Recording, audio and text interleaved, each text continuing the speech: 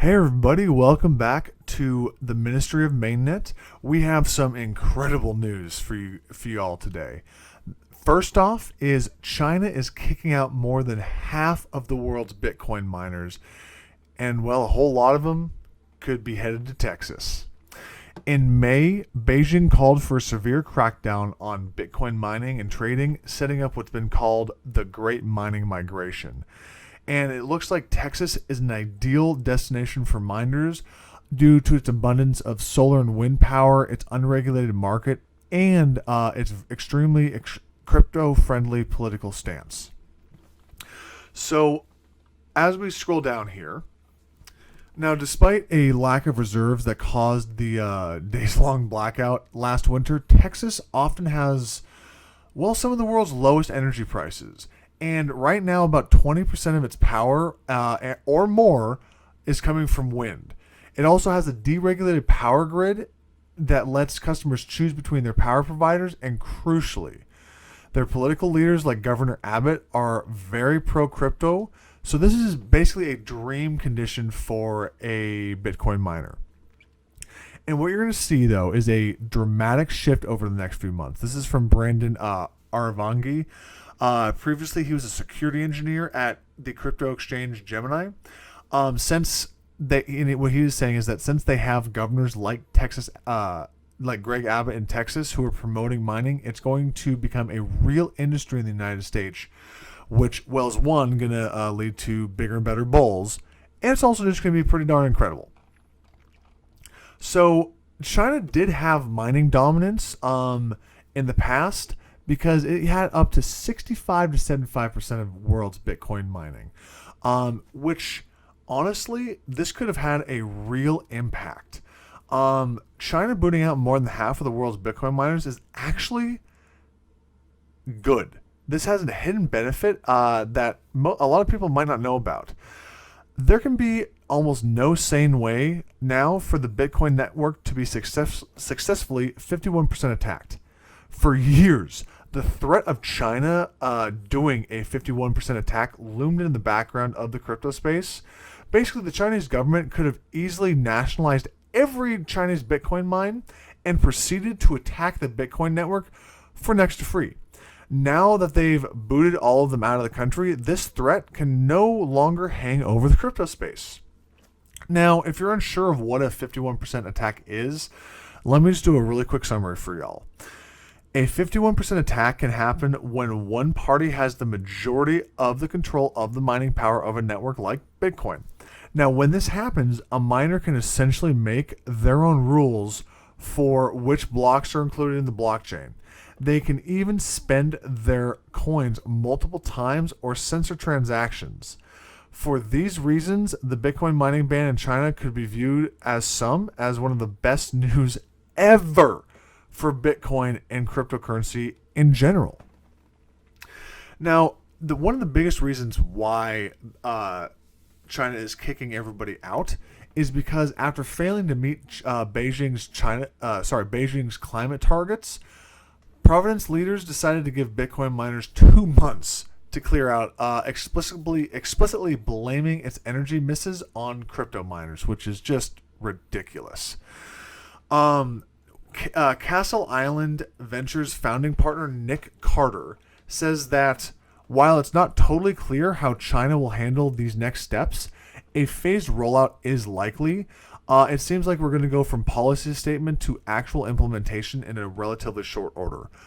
Carter also thinks that there's a good chance that 50 to 60% of Bitcoin's entire hash rate will ultimately leave China, which again is huge news for not having China do a 51% attack.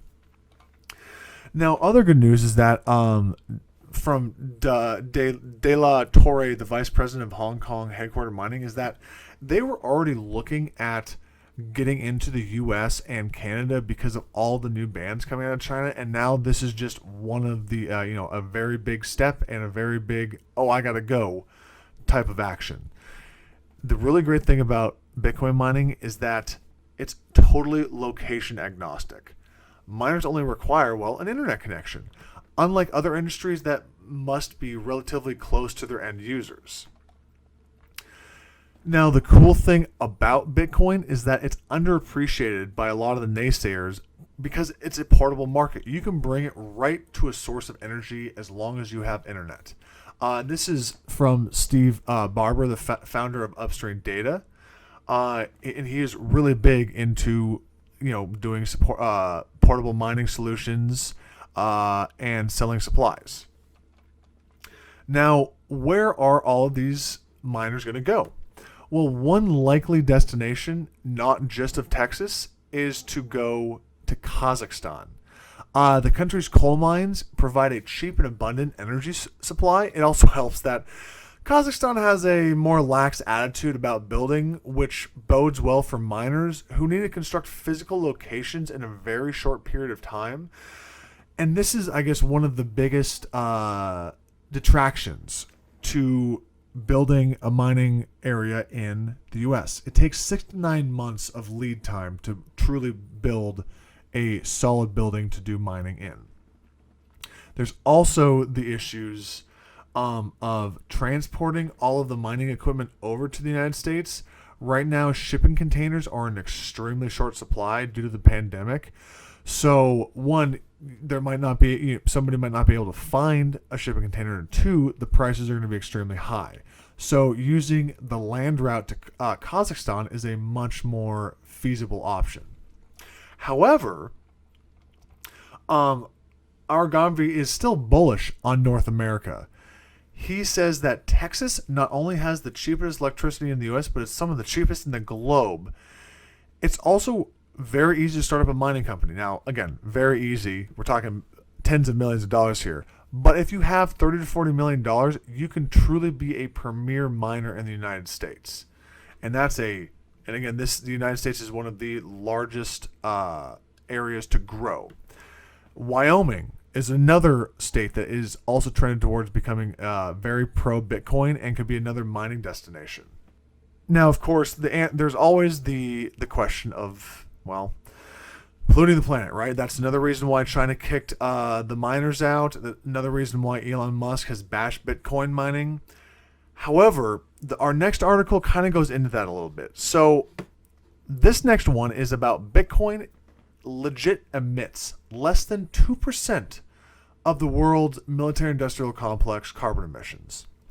A full published research shows that Bitcoin mining produces a mere fraction of the carbon emissions coming from the world's MIC or military-industrial complex. At the time of this writing, the Cambridge University Center for Alternative Finance estimates that Bitcoin's energy use is about 98 terawatt hours, with a total emissions of about 44 million tons of carbon dioxide or equivalents. However, that might seem like a lot, but it is a measly 0.09, not 9, but 0.09% of the world's 50,000 megatons of carbon emissions. This is over 55 to 65 times less than the military-industrial complex.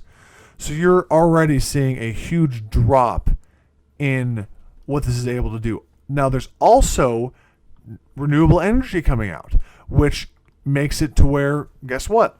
Bitcoin can even get more energy efficient. I mean, heck, even El Salvador is going to start using volcanoes to power this, which is just absolutely incredible and stunning. That there is a chance by the end of this decade, Bitcoin will have negative emissions due to the amount of renewable energy and volcanoes and even methane. There are Bitcoin miners that are using methane to offset their carbon emissions. So right here we have a chart. It's the annual greenhouse gas emissions in megatons. Here's Bitcoin. It's still even less than gold and jewelry mining, way less than the financial and insurance sector, and then pales in comparison to the military-industrial complex. So for everybody that is bashing Bitcoin because it's so energy inefficient, point to this chart and say, really, it's not even close to being that bad. So now our next article is actually going to be about the SEC again delays Van Eck Bitcoin ETF decision. This is the second time the regulator has actually done this and extended the review period by another 45 days. In rejecting numerous Bitcoin ETF applications, the SEC has continually stated concerns over fraud and manipulation in the underlying Bitcoin spot market. This is coming from Nathan Gerasi, the president of ETF Store. The SEC is basically worried that they don't have proper surveillance over crypto exchanges and therefore can't ensure adequate investor protections are in place. This is one of the only reasons why the ETF keeps getting pushed out. But hopefully here in the near future, this will become a non-factor. That there will be these surveillances and over these exchanges in place. Now for our next article, whales now hold 48.7% of the total Bitcoin supply after recently buying about 90,000 Bitcoin. Now, this is from the Santiment Analytics team. And they say that Bitcoin whales have been increasing their Bitcoin positions over the past 3 months, which is an equivalent of a whopping $3.6 billion. So overall, these addresses hold a 7-week high of about 9.11 million, almost half of the total Bitcoin supply. Another great thing in Bitcoin news is that, well, Britons, if you're from England, welcome. Post in the comment section below and say, bloody hell or, jolly good show. Britons are going crypto crazy. There has now been more money invested in Bitcoin than stocks in the British markets. A survey conducted on behalf of the DIY investment platform AJ Bell suggests that 7% of Britons have bought into cryptocurrencies over the last year, compared to 5% that have bought stocks and other shares. This is a huge swing and just shows how bullish this market is at the moment. And speaking of bullish, we have the meme token SHIB. After getting posted on Coinbase Pro, this is not this Dogecoin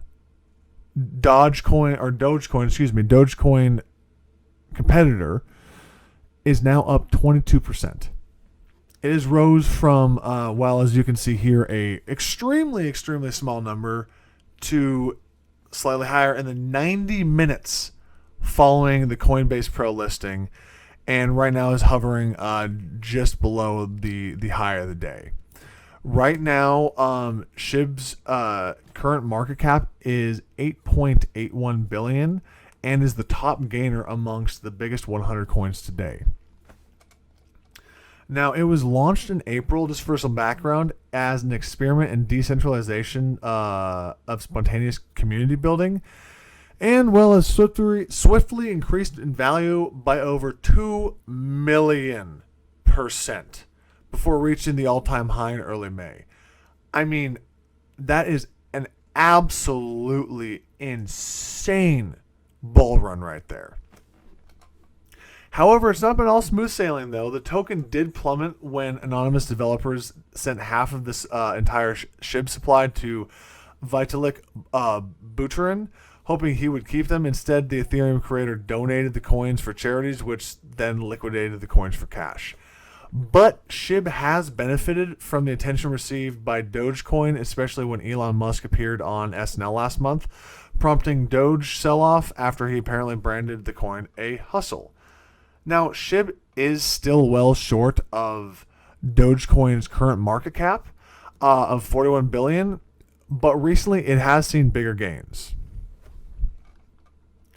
Now, the crazy thing is this is now not the only dog-themed coin. Leash has seen impressive gains, as well as the upcoming, what's dubbed the Dogecoin killer, Bone, which is set to launch alongside a Shiba Swap decentralized exchange. As well, Coinbase has announced listings for other coins like SHIB, the Keep Network, and Chiliz, and that was announced this Tuesday. Trading is set to begin on Thursday, June 17th, of course, assuming liquidity conditions are met, and will launch in 3 phases: post only, limit only, and full trading. So, right now, if you are interested in it, SHIB does have a total supply of 1 quadrillion and is designed to allow users to hold billions or even trillions of tokens. So don't worry, there's still some out there for you. Our last bit of news is that Porsche is now entering the NFT market by launching a trading card platform through Fanzone. What they're going to do is they are going to do soccer card trading, and they're not going to do their cars, sadly.